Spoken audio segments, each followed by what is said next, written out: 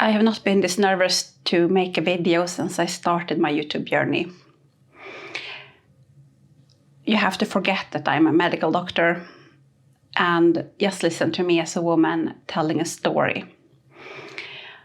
I will tell you about how I fought my malignant, covert narcissistic husband during our relationship, and how I had to fight him to save myself and my kids. And I will tell you parts of my story that I haven't shared before, and some parts that I still don't have an explanation for. And I think that's why I feel so vulnerable sharing it openly on YouTube.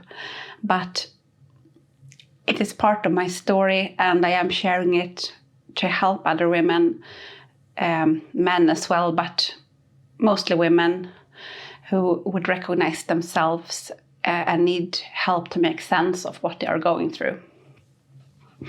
So to my aid today, I have my knitting and a cup of tea. Those two things really helps when I get nervous or when things feel difficult, just to ground me and get me back to this place and this home that I'm safe, and I'm no longer living in fear or under tyranny or under threat. I lived many days and nights under threat together with my ex-husband. So I think I will begin the story the days that I first realized that something is terribly wrong in my marriage. It was November 2016, and it was in the beginning of November that year. We had been together since 2002. So at this point, 14 years. We had been married since 2010. 6 years. It would be 7 years in a few months. We had 2 kids. A son who he had not yet turned 2. He was going to turn 2 in a few, during that month in November. And we had a daughter who was 3 months old. I had graduated from medical school 2 years prior to or 2.5 years prior to this. And my husband told me that I should stay at home after graduation because I was pregnant. And I gave birth to our son half a year after I graduated. And then pretty quickly, I conceived with our second child, a daughter. So in November 2016, I had been at home for 2.5 years. I was very isolated because I was always the one taking care of the children, and taking care of 2 such small children. It is very hard. If you have been in this situation, it's really hard to interact with people. I went out almost every day to, it's called open preschool, on weekdays anyway. And there they had this singing together with the kids, and they had a place for the kids to play.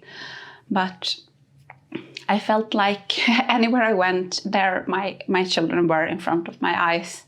And those were the only 2 persons that I really interacted with. I didn't have time or energy to see friends. My best friend didn't have any children by her own, and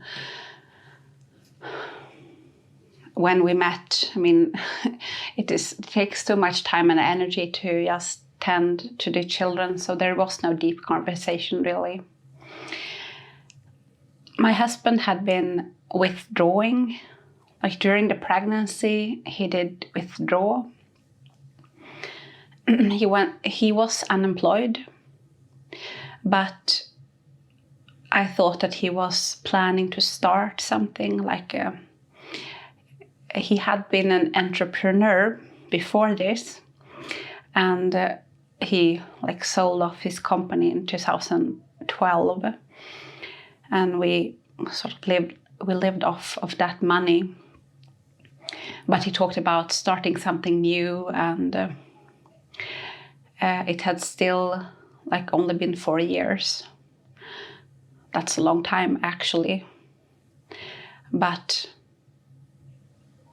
he couldn't decide, and he was withdrawing. I thought perhaps like he's depressed or he's not attracted to me. He wouldn't talk to me and tell me what was wrong.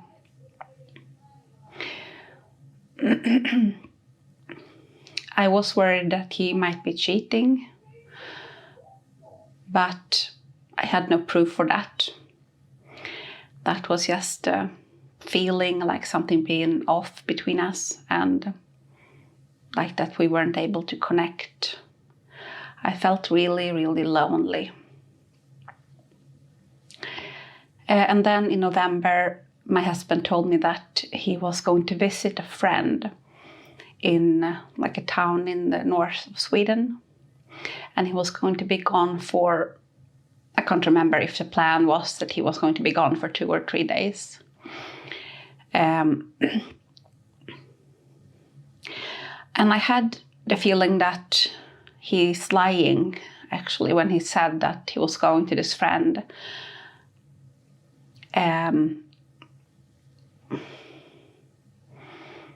But I didn't call him out on it. And then he went away to the airport, and he sent me one text that I have landed and everything is fine. And then there was radio silence. So I tried to contact him later that day, and he didn't respond. I think I sent some text like, "How are you? Is everything okay?" He didn't respond. And that night he didn't respond. And I got really worried. I thought perhaps something has happened. Even if I had a sense that he was lying when he said that he was going to this friend. So I thought perhaps he is going somewhere else. But I didn't want to accuse him of lying without any proof. But I couldn't imagine that he would not answer me and that he would leave me at home with 2 children being scared for his sake. So I started to think that perhaps something has happened to him. And no response the next day.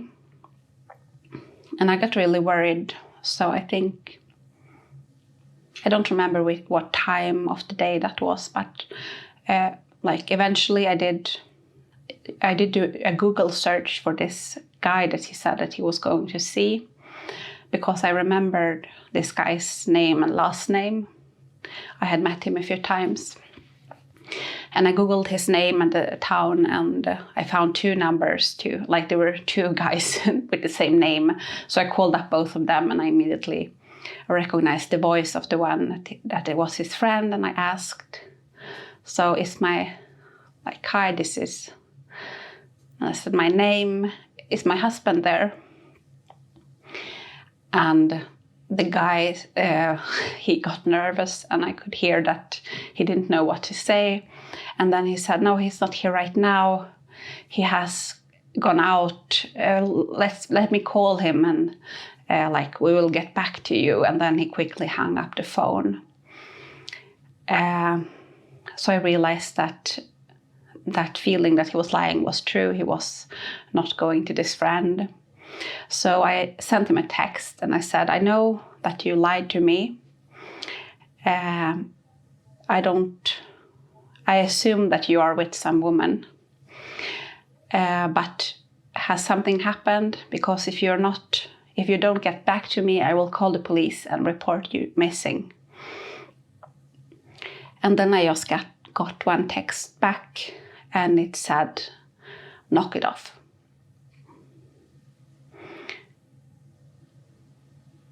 That text really shocked me. And it showed me a side of this man that I have never imagined that he would say.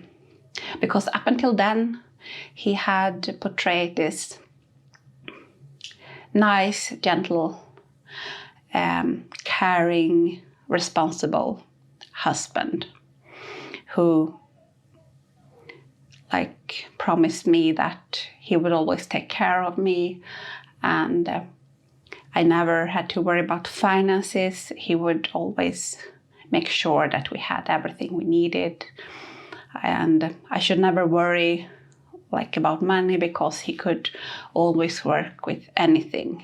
He didn't care what work it was, just that he would support his family because that's a man's responsibility. And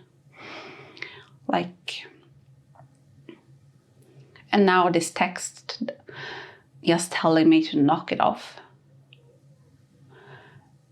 And at that point, it felt like the whole world was crumbling around me. What I have believed up until now is not true, and there's something seriously wrong. And I can't really remember what I searched for, but eventually I ended up there was a doctor from the same town where we lived, and he was he was a psychiatrist, and he also was a taught in the psychodynamic school of psychotherapy. So he was a psychotherapist and a psychiatrist, and that's a pretty rare combination. And he had these articles about personality disorder, and I recognized that I am in a unhealthy relationship. This is a toxic relationship, and my husband has a personality disorder, probably narcissistic. And I also realized that I have a few traits of this, the codependent woman, sort of doing a lot of things for her partner, thinking that by that she will win his love and affection. And so that was my way of trying to, that was my way of interacting in the relationship, that I offered a lot of love and doing a lot of things, services and cooking food and taking care of my partner. And in return, I was hoping for love.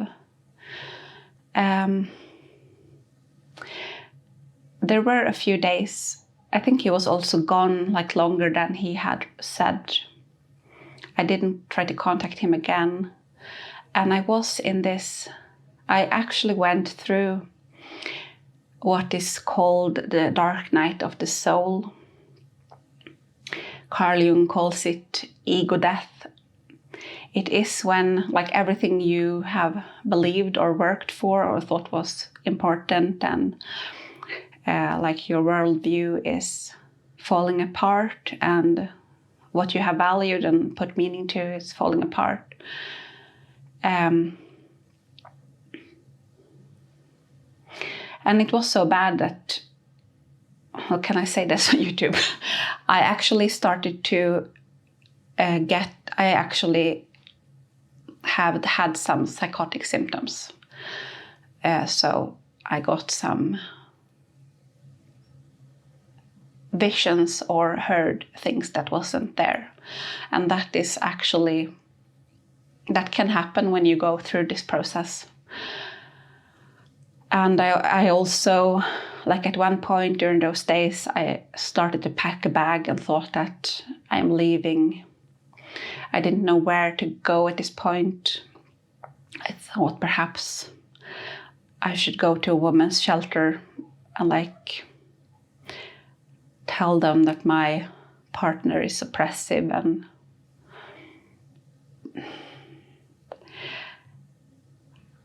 I didn't feel that I could reach out to anyone. At this point, there were some conflict in the family of birth, and I also distanced myself from them. Encouraged by my husband, I think. He wanted to isolate me, and I did feel isolated. But something held me back. So I started to pack the bag, and then I looked at my children and thought,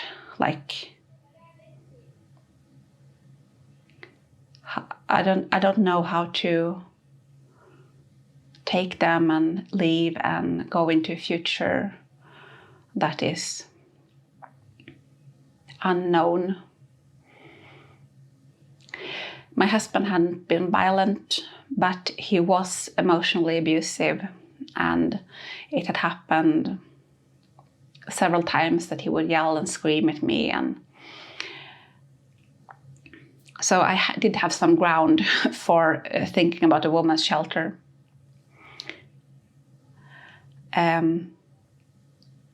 But I stayed, and I don't even remember how I got through those days until he got home. And he got home at night, and I was sleeping, so I woke up by him, trying to sneak into bed. And then I sat straight up, and my heart started to pound, and then I just went into the kitchen because I didn't want my kids to hear me, and I just sobbed. And he came after me and told me, "What's the matter?" And I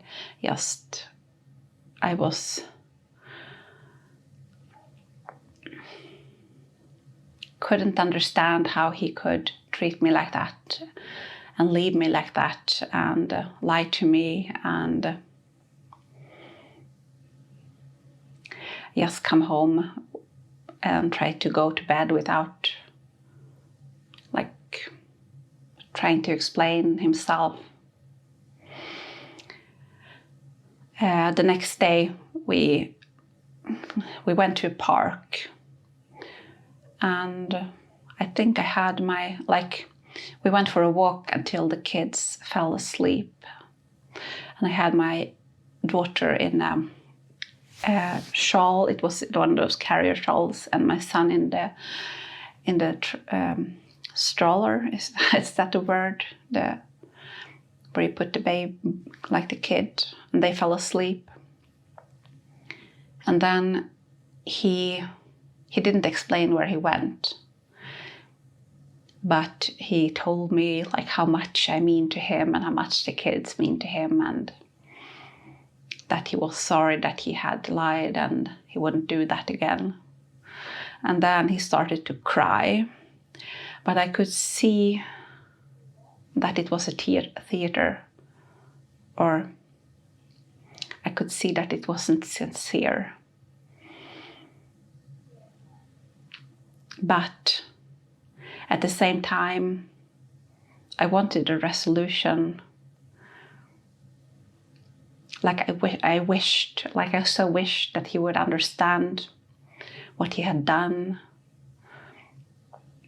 that I sort of overrode that, knowing that, I knew that he had lied to me and that he had treated me really badly, and I also knew that those tears aren't real, or he was I can't explain it, but you can see when someone is crying for real and when it's a fake kind of cry. It is really eerie to see someone fake cry. If you have seen it, I've seen it. Both my husband and my mother also did that. They usually do it they try to hide their face from you. They try to hide their face, or they do it when the lights are dimmed so that they think that you won't see it. But I couldn't imagine leaving. Like, where would I go? How would I support myself? I only had because I had not worked, I had a very small amount every month, like that the state gives to you when you are on maternity leave if you haven't worked, but it's not sufficient to really sustain yourself. Like, it wouldn't even be enough to cover the rent for an apartment. And I was exhausted, like being awake. I was breastfeeding my daughter, and she also had like both allergy for egg and all kind of milk protein. So, and that was also like, it was a bit dramatic.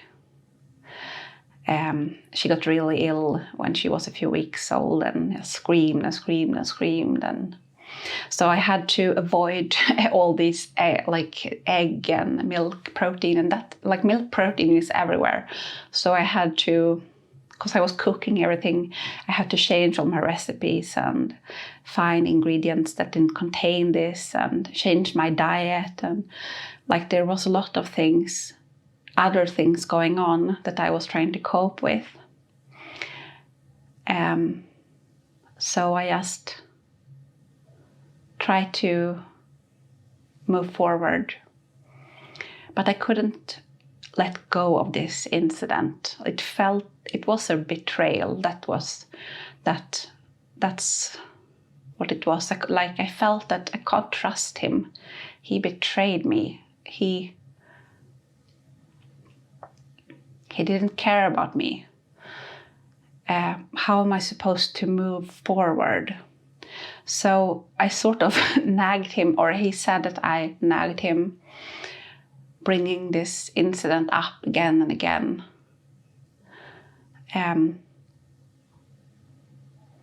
Eventually, like, it came to a point where he said, like, okay, so you want an apology?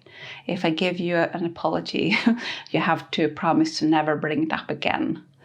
And I did that. And then he said, I'm really sorry. But it still didn't feel, it didn't help. But I didn't bring it up again. So there was no resolution.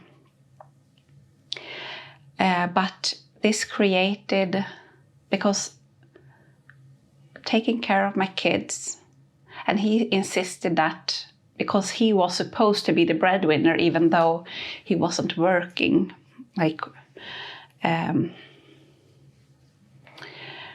he insisted that it is my job to take care of the kids. And like, it also was that both of the kids were planned. So I did want children, and I expressed that, like, in the relationship. But the timing of the kids, that was him saying to me, well, okay, I know you want children, so let's try to be pregnant. So he was also agreeing to it. But after they came, he sort of switched it around to, I never really wanted kids. It was you who always told me that you wanted children, so I wanted to accommodate you and make you happy. So the children are your responsibility. I never wanted children. And he also said, like, it was really, really, really tough to take care of them alone. I didn't have any help. I have never had a babysitter. That, like, for the kids' first 5 years, I never had a babysitter.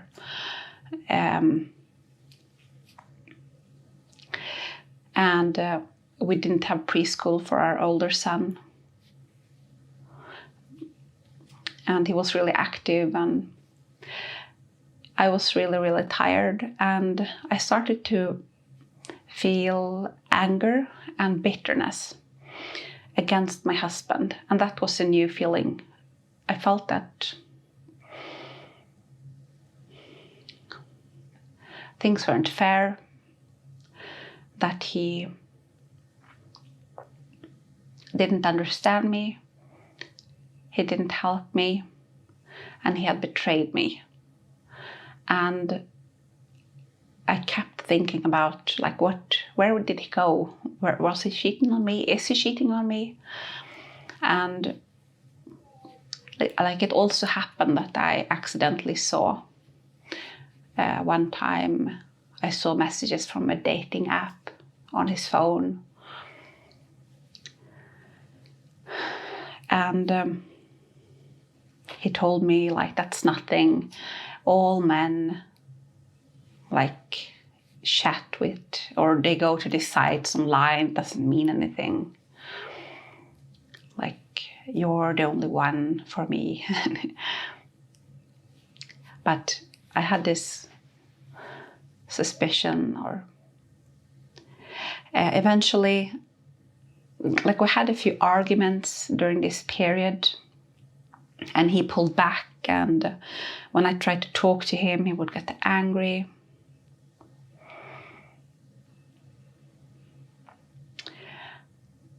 Eventually, like, things got bad between us. There were more arguments when the kids went to bed. And I tried to explain that I'm tired, I need help. He would tell me that, like, how come you can't deal with your own kids? That's like the woman's job, and everyone else is doing it. How come you can't deal with it? And like, all I hear is that you're tired, and you are doing more than everyone else. Like I was some sort of martyr. Like, he accused me of painting myself out as a martyr and better than everyone else. And in hindsight, I can see that, like, I was requesting for his help. I was actually asking for something reasonable. Like, before this, we only had one son, and then I could take care of everything myself. But now we had 2 children, and I was cooking all the food. Often I would stand, like, in front of the stove, holding my daughter on the hip and trying to fix things in the kitchen. And he would be off, like, longer and longer hours. And when he was home, he would complain about things like, how come you have not dried the dishes? Or if I was sitting and doing some things, like, I've always had these creative projects going on, and I at this point I had started to write little children's stories and illustrating them. And like, he would attack me when I was sitting with that. Like, how come you're doing this when the dishes have not been put in the shelves? Are you leaving that for me? Like, who am I? Am I your servant? Like, I wasn't doing my share. And I wasn't happy with the situation. But I requested or expressed, like, that I needed help, and that it was a lot with 2 kids. And his response was to attack me in all different levels. Like, my character, he was attacking how I was prioritizing my time, and that I was painting myself out to be a victim. And eventually, like, the final fight during this period was in the spring of 2017.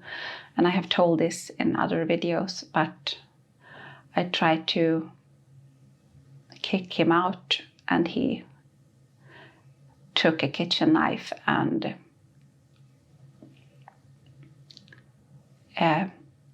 was going to harm me.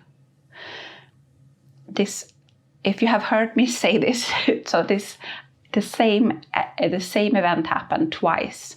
So he tried to harm me with the kitchen knife 2017 and then 2003. And both of the episodes was when I talked about separation. And I think that he did it the second, I'm not sure. The second time, I think that both of the times he was going to do, I think that he would have done it if I haven't backed down or tried to convince him that I didn't want separation. And at that 2017, he also hit me, gave me a black eye, and he's told me that if you ever leave me, I will send someone after you who will slaughter you. So he threatened me.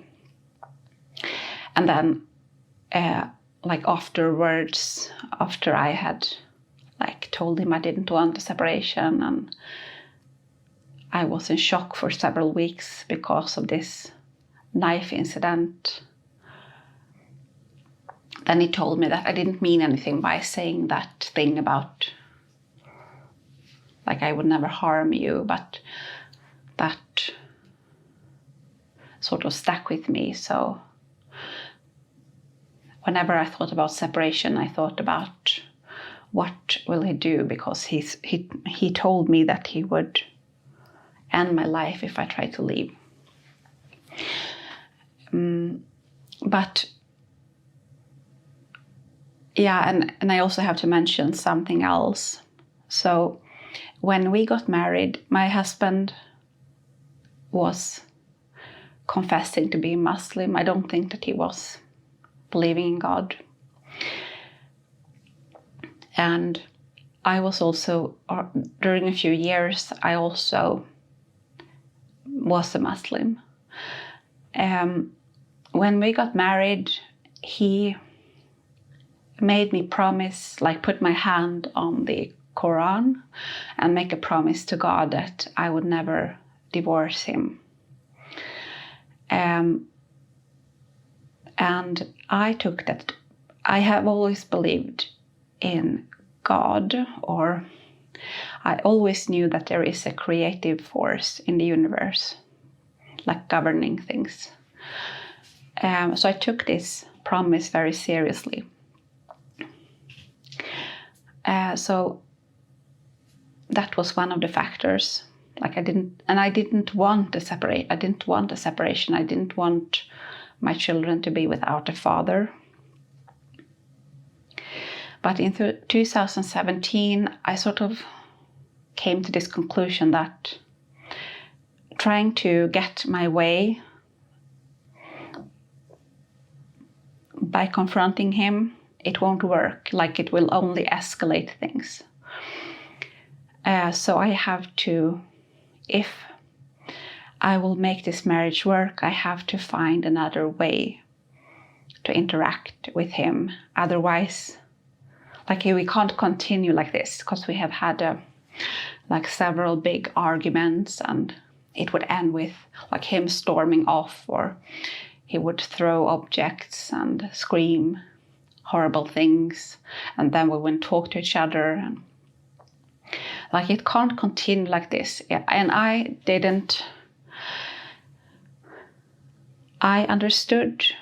had understood that he had a personality disorder, that he was very focused on himself, that he couldn't understand me or my point of view, but I didn't understand how much he was manipulating me. So I thought that he's losing control over himself when we argue, he can't deal with arguments, and we would go into this sort of dance. When we argued back then, he would escalate very quickly, to screaming levels and insults, and I would begin to cry, and then he would try to storm off, and then I would hold on to him and say, please don't go, let's fix this now, and let's talk about it, and we love each other, why does it have to be like this? and he would insist that, no, I'm leaving, let me go, and the argument would end with him finally storming off, me crying. Then he would be gone, sometimes for the entire night. Then he would come home and not speak to me, and I would apologize. And obviously, this was very energizing for him, like being able to get me into that kind of fight. But I didn't realize that, so I thought that we are both part of the escalation. And at this point, I had sort of stopped believing in Islam, and I was reading the Bible, and I read what Jesus is saying about, like, you can't take out a splint from your brother's eye if you have a log in your own eye. So I thought that I need to change. Like, if we are going to have any hope in for our marriage, I need to mature and change the way that I'm interacting with him, because like this kind of chaos and this kind of like violent fights and dramatic escalations, and like we can't continue like that. So I have to be the one who changes, and I have to do that to fight for our marriage. And like we are going through a crisis now. So possibly he's cheating on me, but if I am to fight for our marriage, I have now to ignore that and try to work on the dynamic between us to try to get back to some sort of healthy connection, because like what we are, perhaps he's cheating because our relationship is so bad and we are not able to connect, and when we talk it turns into a fight. And he also blamed me for crying and for starting arguments, and I thought that I didn't realize that it was manipulation. I thought that he really meant that. So this is the first struggle or fight for my marriage. I try to fight for my marriage. And I thought I have to become self-sufficient. I can't rely on him. He's not a mature adult. And I have to rely on myself, and I have to find a way to not engage him when we in arguments. So that's what I did during the years that followed. I step by step changed the way that I interacted. When we did have an argument and he did manage to bait me or get me involved, afterward I would sit down and write in my journal what happened, why wasn't I able to stay calm, what was it that got to me, what was the trigger, what did I feel, why did I feel that. And I sort of, in a way, it did help me develop, because I learned a lot about my own psychology and my own vulnerabilities, and I stopped relying on outside validation. I stopped looking to him for validation. So I did manage to do that, and I wrote a lot. I would journal every day during these years. A lot of the writing was about why would he do that, and what is wrong, and how can I make things better. And I try to come up with different things to make the atmosphere of our home nicer, and I try to focus on like the good things. I try to focus on finding enjoyment for myself. I thought, like, if I'm bitter and resentful, then it won't be very he won't be very drawn to me. So I have to like keep myself in a good mood and try to take care of my like sleep and eat and all of those things. I started to work in 2018, and that was really challenging. There were several incidents while I was at work where he would send me some mean text, like accusing me of something. One time it was, I had sent like I can't remember exactly the details, but at this point we had daycare or like preschool, and I was working, and that was like the kids were at daycare during the day. Even though my husband was unemployed, he would not take them.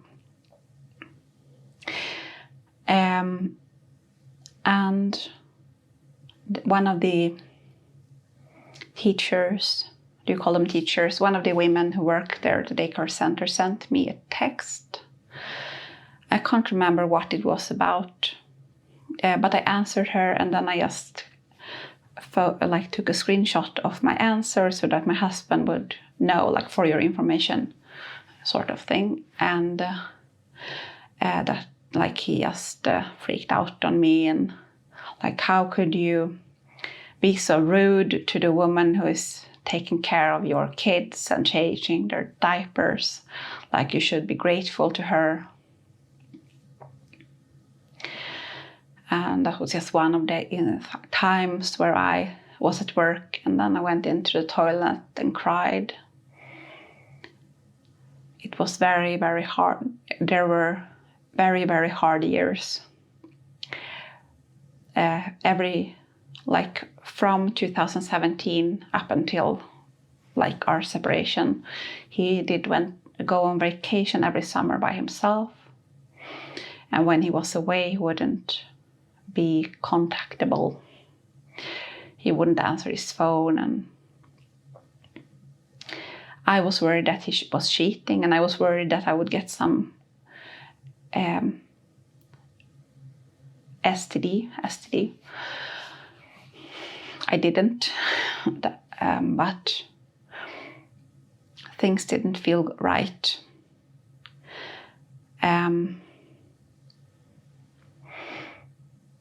But I was trying to fight for our marriage, and I thought that, like, he has a good side in him, and if he sees that I'm changing and growing and trying, then there is nothing holding him back from growing and change. Like, if I just, like, obviously he has a disorder, he's immature, he's not working, he's not doing his part. He's probably cheating, he has some sort of crisis. But I thought that, like, before this, we did have a good relationship. And I thought that we could get back to that. Well, to be honest, the last 2 years, I sort of dropped that hope. I thought that, no, like, the good days are never coming back. But I thought that if he sees that I'm working, and I thought, because he was always complaining about the finances, that our finances was such a big trouble, but I thought that once I get my license, I will get an okay salary, so it will be enough to cover our needs, and then there won't be any financial pressure on him. He can go to school if he wants to, or start a business, and I would support that. But he never did do that.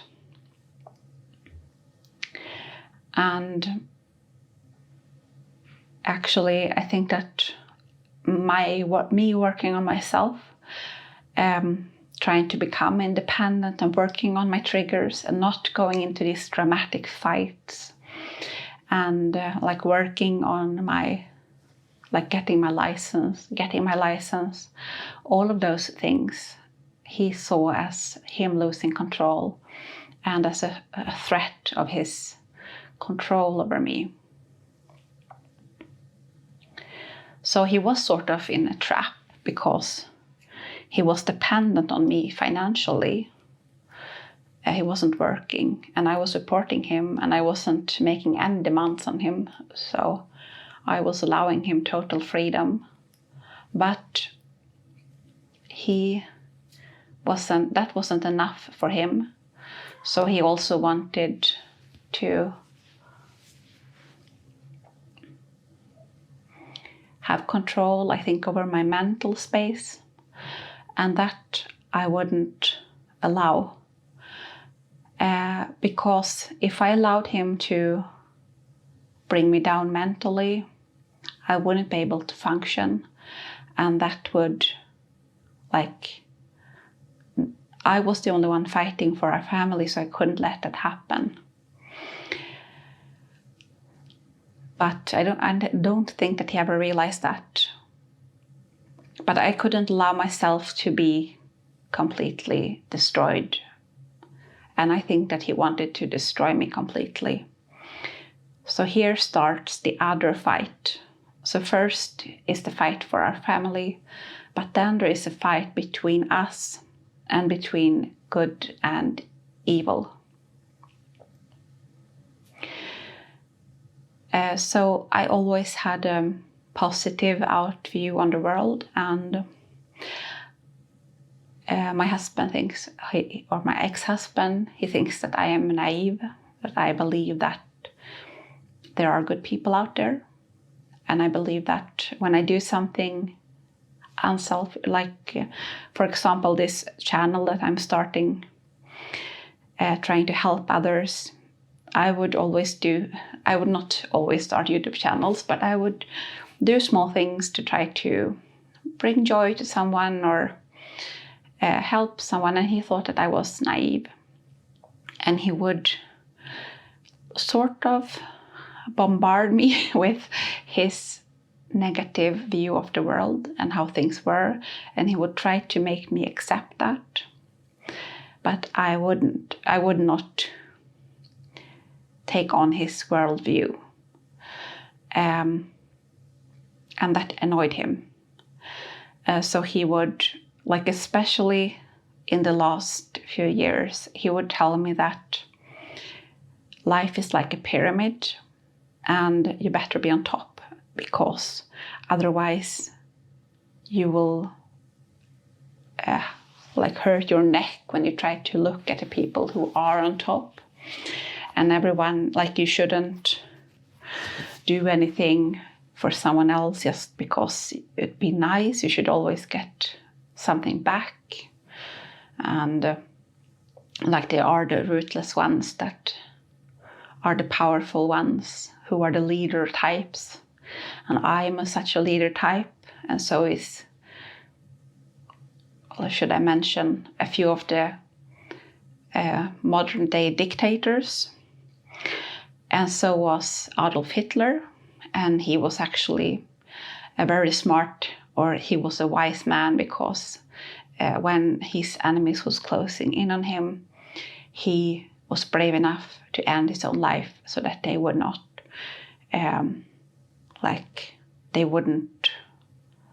his enemies wouldn't triumph over him. And that's exactly what I would have done in his position. And he started to see more of enemies everywhere. So, I knew this man for many years. I still don't think that I really knew him. But before things really turned dark in him, he did sometimes do something nice, even though perhaps he did it just to show off that he had money, or I don't know what his motives were. But as the time progressed, he became more and more greedy and more like he didn't want anyone else to have something. He didn't want, like he would, someone would ask him a small favor and he would purposely decline because what's in it for me? And he told me that, like, why would I do that? I don't gain anything from it. So, like he said that he couldn't, or he said no. He started to see more enemies everywhere, like people had like people were trying to trick him. People, like one time there was this guy who he knew who sent a text, and I think it was misspelled. You know how the spell correction will sometimes write something different from what you were saying because the sentence didn't make sense in Swedish. Like it didn't make any sense. But he interpreted it as like him trying to insult him. And I explained that, well, I really don't think so, because like that word in Sweden, like in his country of origin, that word was an insult, but in Swedish it's not an insult. It's actually like if he really meant to write that wouldn't be an insult, it would be a compliment. But he like refused to see that and like stuck to his story. And he became more and more easily triggered or anxious. So when something happened, he would, and this wasn't fake, I could see, like he would get very, very anxious, and like you could see that he wasn't doing well. He was sweating and like very affected by things that would happen. And then during the last 2 years, and he also started to hate it when I was happy. So he told me, like I used to sing in the kitchen when I would, because I was always working. I was working at my job, or when I was at home, I was always working with something, and a lot of work in the kitchen, cleaning, doing dishes, preparing meals, and I would sing when I did that. And he told me that I hate it when you sing. Never sing when I'm home. You can sing when I'm not home, but I don't want to hear you sing. And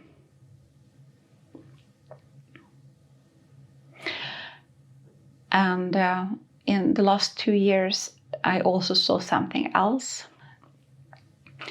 And that was, it felt like he was struggling with evil thoughts. So he would talk, and like it was the last 2 years, but even more so the last year, and especially the last couple of months, he would like wake up at night muttering and like talking to himself. And sometimes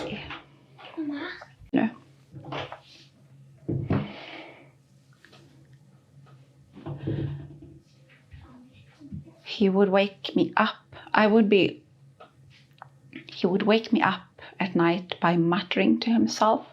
Like he would sleep with his back towards me, and then I would wake up by him laying and muttering, and he was like tense in his whole body, and sometimes he would spit. And then like I could feel a smell that's like, it's the smell of sweat that you get when you're full of adrenaline. So he was really, really tense in his whole body, and like adrenaline was flowing, and he was sweating, and he was spitting, and he was muttering, and then he would go up and just pace around like the kitchen. And I don't think it was to scare me. He was really struggling with inner thoughts that was horrible thoughts, and he started to confide in me that I am struggling with dark thoughts, and sometimes I get the impulses that I want to like end my life and end the life of our entire family. And sometimes I want to burn everything down. And that's like, he began talking about this increasingly during the last year. And here I also have to, like, this wasn't the first time I've heard this, because when we had this, the horrible year of 2016-17, when we had a lot of arguments, he did tell me this. Well, of course, he tried to harm me when we had this argument with the knife. But other than that, we had another argument when he disappeared. And as I have spoken about this in another video, but I will repeat it again. When we had a huge fight, then as I was laying in my bed at night with the kids and he wasn't at home, I had like a knowing that he is in the basement and he's thinking about setting the apartment on fire. And I was so certain that this is what is happening. But then after a while, I also got the feeling that it's not going to happen. But he started, so that was like the bad period. But now these thoughts started to return. And it wasn't a bad period. I wasn't challenging him in any way. I was working full time. I was allowing him to control all the money. And he was talking about these crazy things. But I wasn't arguing with him. I was just listening. And he became meaner and meaner and told me like mean stuff. And sometimes I did get sad, but I would not argue. So I would go into the bathroom and cry there until I calmed down and like compose myself. And I would pretend everything was fine. But him like struggling with these thoughts that returned, and I knew that like this isn't good. I had not learned about the 8 stages before a homicide, but I think we were actually like approaching the final stages. If you want to learn more about this, I will put a video here.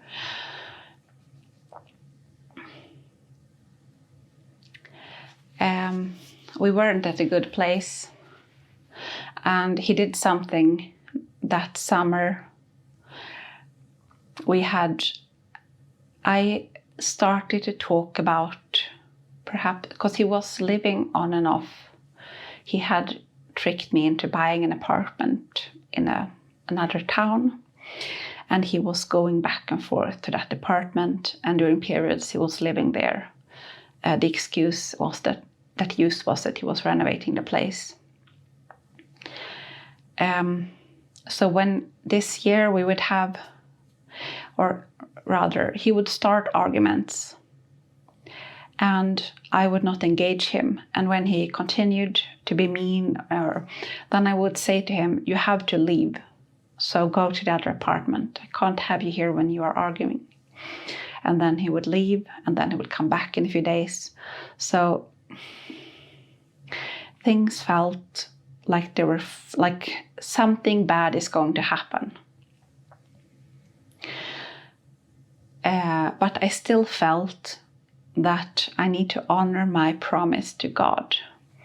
But during one of these fights, he actually himself, he brought forth the Quran and he divorced me 3 times. So that sort of broke this promise as far as I was concerned.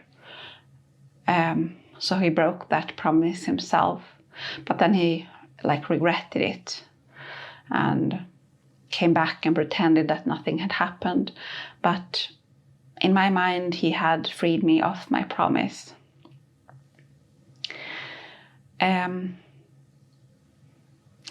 So I won't go into so much. I can just mention it briefly. That last year we did have a fight when he tried again, he tried to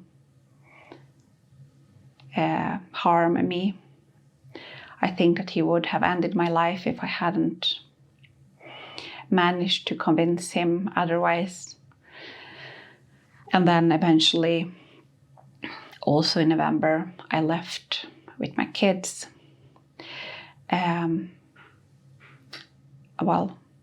Separated. I threw him out of the rental apartment and moved back in. But here's the thing that I wanted to share, because there was something deeper going on. There was a real mental struggle when I managed to finally get to this place that I could. It was anger that helped me kick him out, but I was terrified for what would happen. But I knew that I can't stay. So I can't stay. It's either me or him. He's going to end my life or destroy me mentally if I stay. So I had to leave. But after I kicked him out, I did have dreams. I think it was every night.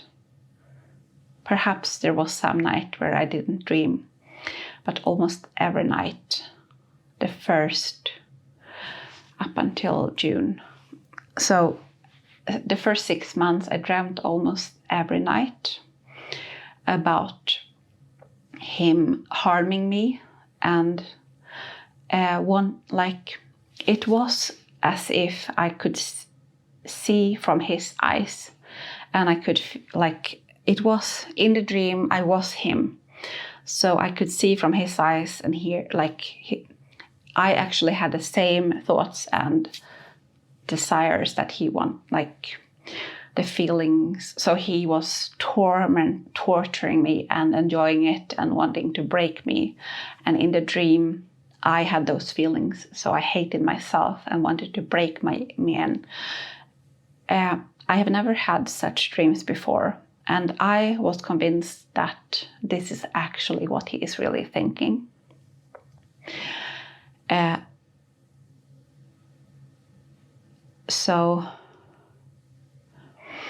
And I haven't been able to really talk about this before,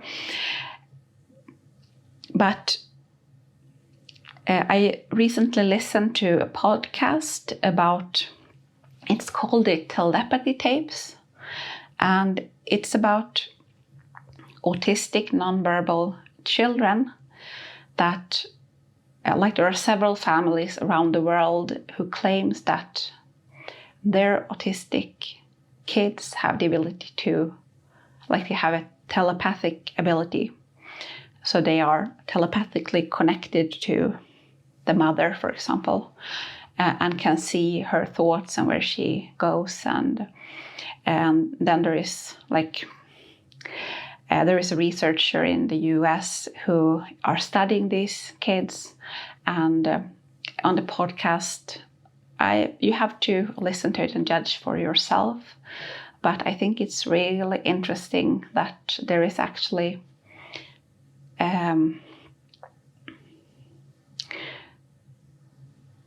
that this could actually happen. And I think that was what was happening with my ex-husband, when I could see in his mind what he was fantasizing about.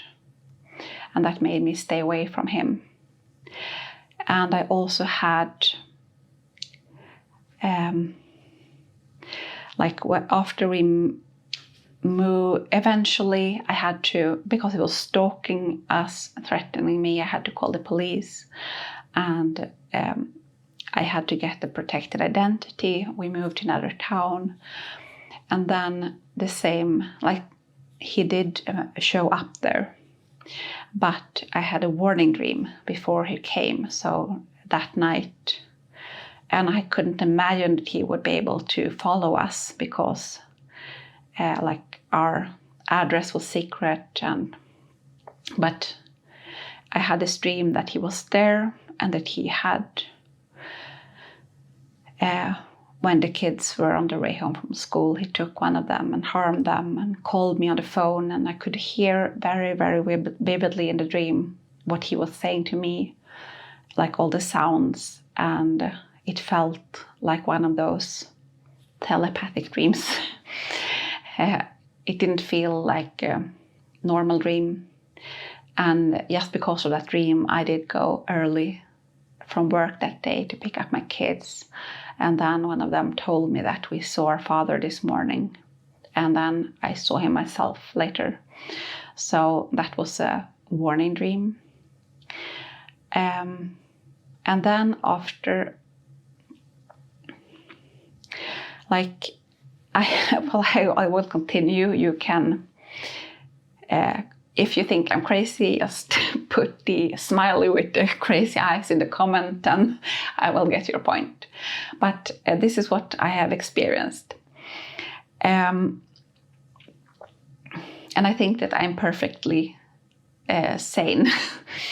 Perhaps there is another explanation for my experiences, but this is what I experienced. These telepathic dreams stopped eventually, but after we moved the second time, I had a different kind of dream experience. Now I have to go back in time again. So when I first moved in together with my husband, he was my boyfriend then. So I moved from my parents' home to live with him when I was 20. I got a small apartment, 1-bedroom student apartment that I paid for with my student loan, and he moved in with me. But when I moved into that apartment, I started to wonder, is this apartment haunted? Because I experienced something when I would sleep there, and it never happened when my boyfriend was at home. But when I would take a nap, or the nights that he wasn't there, I would experience what is called sleep paralysis. So I would wake up unable to move, and I would see a dark being in the room with me. And I was very, very terrified. And then, I wouldn't be able to help myself from falling back asleep, even though this dark being was there. And I would, it was very disturbing. And after I had those dreams, it felt that things were being moved in the apartment. And I never believed in ghosts, but I did have this experience in that, the first few months when we moved in together. And when we got married, those experiences disappeared completely. So I had forgotten about them. But then when he stalked us, and then I had to move again. And when I moved again, then I started to have these sleep paralysis again. And this time, it was really, really bad. So it could happen several times a night. that like I was lying in my bed, and it was so bad that I could have this sensation of a being there even though I was awake. So there was no sleep paralysis. I don't know what this phenomenon were really. But I was starting to think like, or one night I had a sleep paralysis, and this dark being was like using some sort of metallic, like some sort of metallic thing. I couldn't see it because it was to my right, but it was metallic clicks. And then I realized that this being is my ex-husband.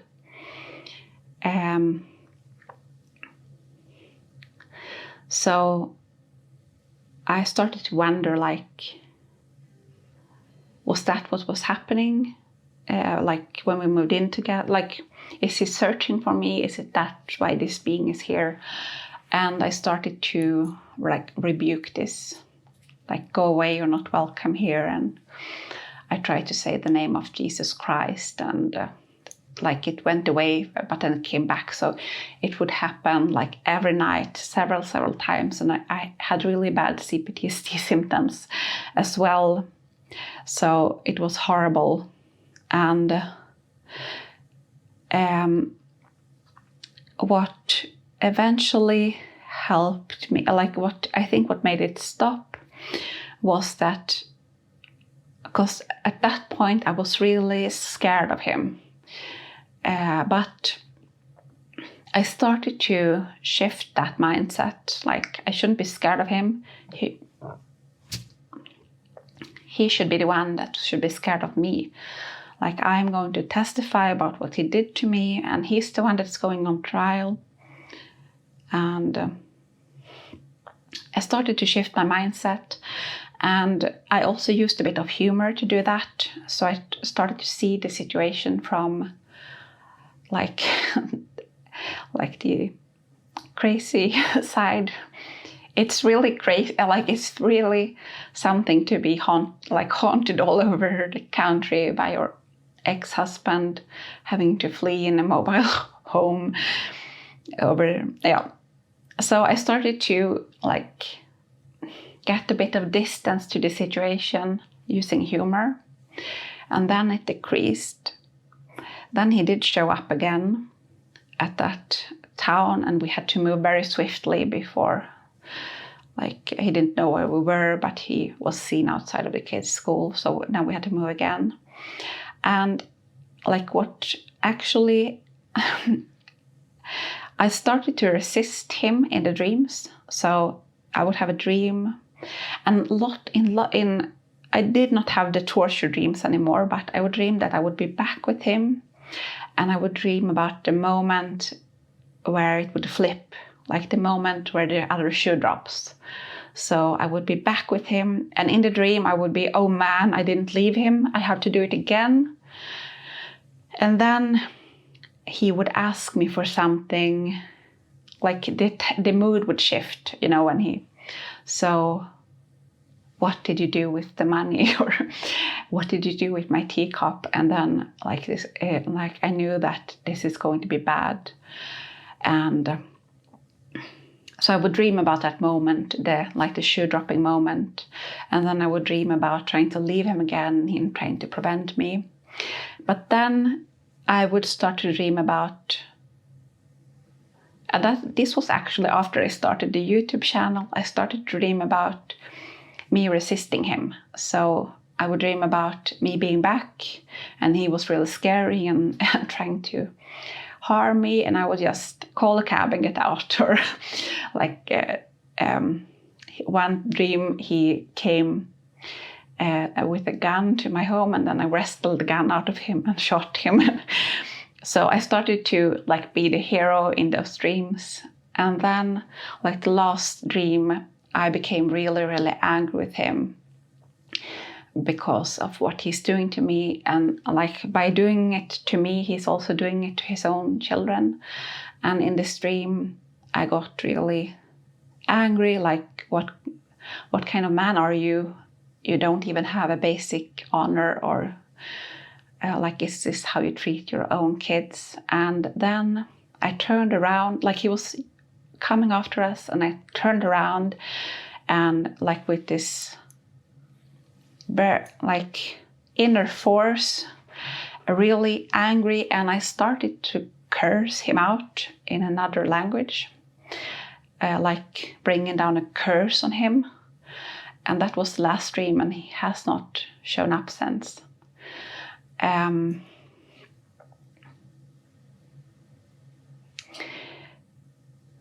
So this was a different video. What I wanted to share was just that I really struggled in this relationship.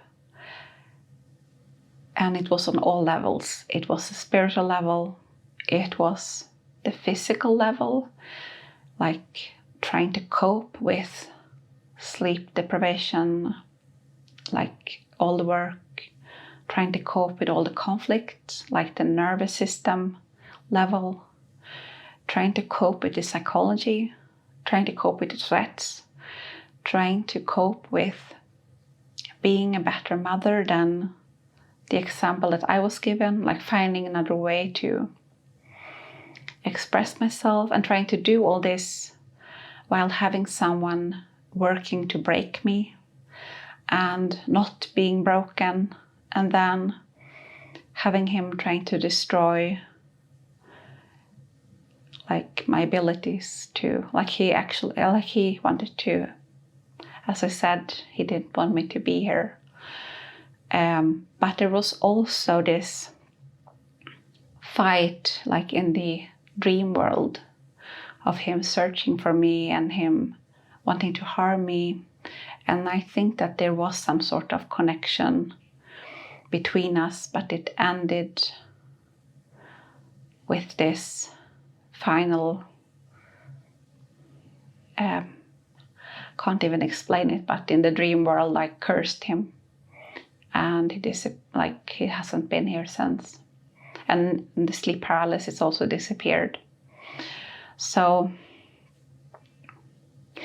I really can't make any sense of it. But and when I speak on these topics, I have to tell you that yes, I'm sure that there is something dark going on with people who choose this path that my ex-husband chose. But there is also a light and a hope and like another force that is helping, and that has been helping me. And like there has been so many instances especially after I left him, where I got help like exactly the moment where I needed it.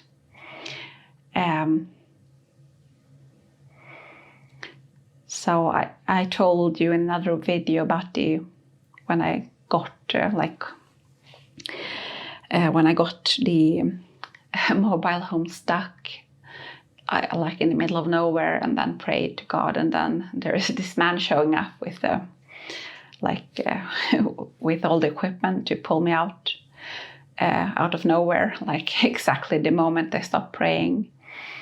But there was also I can't tell you that, it's a bit, but there has happened many times that I have gotten help or like a message exactly at the right moment. And I do believe that even though it feels scary to share some of the things that I share in the videos, and I feel that this is the work of like the good side, like sharing this and encouraging other women in the same position.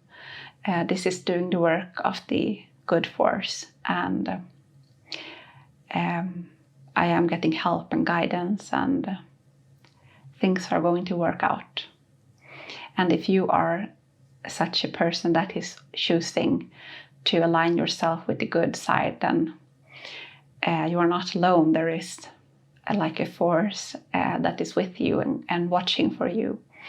watching out for you and taking care of you and leading you on the way. Even though you may not see all of the way at once, it's enough just to see the next step, the next month, like the next move, and you just go forward and trust that it will work out, and it will work out.